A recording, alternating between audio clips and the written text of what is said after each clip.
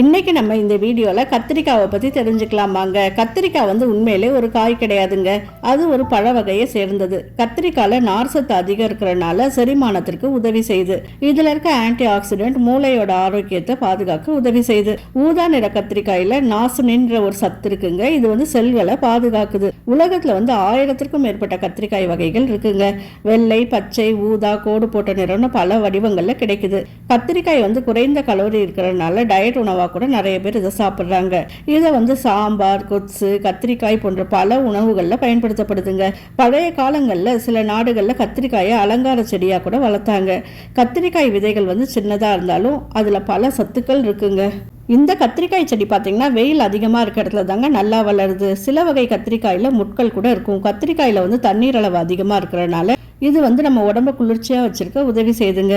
இது தக்காளி மற்றும் உருளைக்கிழங்கு குடும்பத்தை சேர்ந்ததுன்னு கூட சொல்கிறாங்க.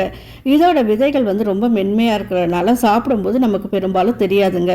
இதை வந்து கிரில், ஃப்ரை, கறி, சட்னி கூட செஞ்சு சாப்பிட்லாம். ஜப்பான் நாட்டில் வந்து நீளமான கத்திரிக்காய் வகைகள் வந்து ரொம்ப பிரபலமாக இருக்குது. சிறிய கத்திரிக்காயில் சுவை அதிகமாக இருக்கிற மாதிரி பல பேர் நம்புகிறாங்க.